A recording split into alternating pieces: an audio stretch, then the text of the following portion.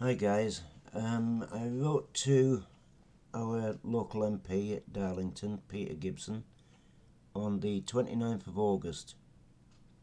It's concerning the excess deaths. It was headed Urgent Request for Parliamentary Debate, and it reads, Dear Peter, why are MPs not willing to debate the ever-increasing incidence of excess deaths across the UK when you are elected to debate the concerns raised by your constituents irrespective of your personal views? Are the government's official statistics from the Office of National Statistics, ONS, database unfit for purpose? Therefore, as one of your many constituents, I hereby request that you raise the following 4 points in Parliament at the earliest opportunity. Number 1. That Parliament thoroughly debate the continuing excess deaths as a matter of utmost urgency. Number 2. That autopsies are made compulsory until such time that excess deaths are no longer an issue. Number 3. That experimental mRNA vaccine status be included in the results. Number 4. That autopsy results be made available unredacted for all to see to prove beyond all doubt that the experimental mRNA vaccines are indeed as safe and effective as you claim and in no way responsible for these deaths. There is added urgency to my request as this government continues to allow the rollout of these experimental mRNA injections for an ever-increasing range of conditions and illnesses. New PIP claims alone are through the roof since the initial rollout of the experimental mRNA injections, Peter. How many more deaths and injuries will it take before politicians and mainstream media stop playing God and make a stand by debating the ever-increasing incidence of excess deaths and injuries? The science is not settled, Peter. If it cannot be questioned, it is not science, it is propaganda. This mRNA experimental vaccination madness must be stopped immediately pending thorough investigation, irrespective of anyone's personal views, and everyone responsible for related criminal misconduct must be held accountable for their actions.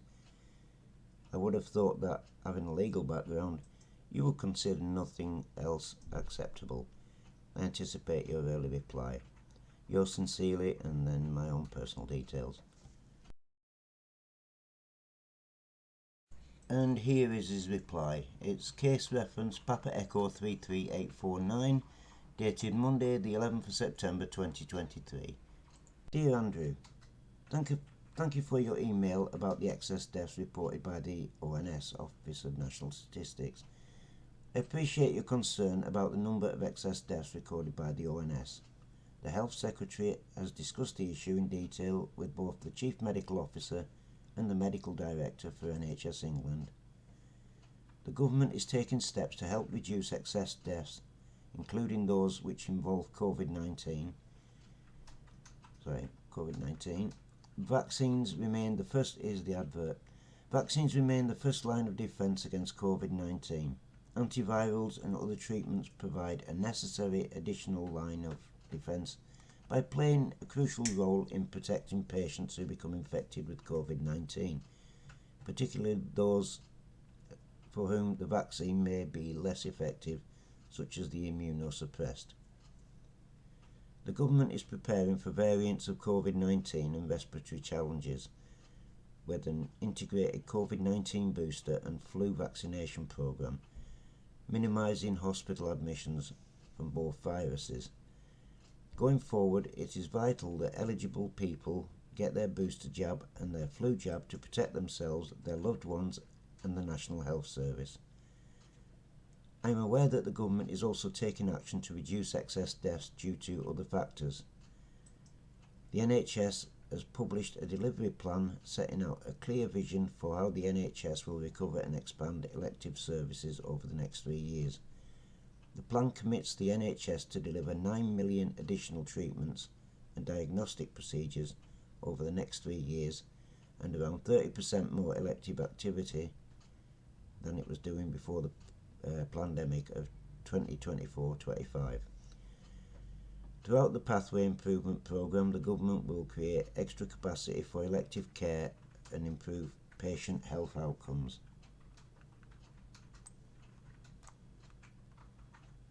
One second. The government is making progress in restoring services for preventable conditions such as cardiovascular disease, CVD, based on the current rate of recovery. The government expects NHS health check delivery, a core part of our CVD prevention pathway, to return to pre-pandemic levels by June 2023. This was written in September this year, of course. The Department for Health and Social Care continues to work closely with partners to consider what more can be done to improve the prevention, detection, diagnosis and management of CVD, cardiovascular disease, of course. Furthermore, the government announced that it will publish a major conditions strategy. The strategy will tackle conditions that contribute to most to morbidity and mortality across the population in England, including cancers, cardiovascular disease, including stroke and diabetes, chronic respiratory diseases, dementia, mental ill health, and musculoskeletal conditions.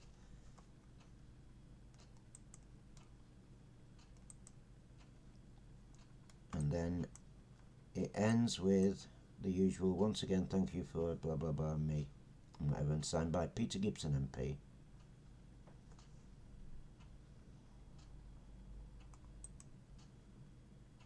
The government is making progress in restoring services for preventable conditions such as cardiovascular disease, CVD, based on the current rate of recovery. The government expects NHS health check delivery, a core part of our CVD prevention pathway, to return to pre-pandemic levels by June 2023. This was written in September this year, of course. The Department for Health and Social Care continues to work closely with partners to consider what more can be done to improve the prevention, detection, diagnosis and management of CVD, cardiovascular disease, of course. Furthermore, the government announced that it will publish a major conditions strategy. The strategy will tackle conditions that contribute to most to morbidity and mortality across the population in England, including cancers, cardiovascular disease, including stroke and diabetes, chronic respiratory diseases, dementia, mental ill health, and musculoskeletal conditions. It ends with the usual, once again, thank you for blah blah blah me, and whatever, and signed by Peter Gibson MP.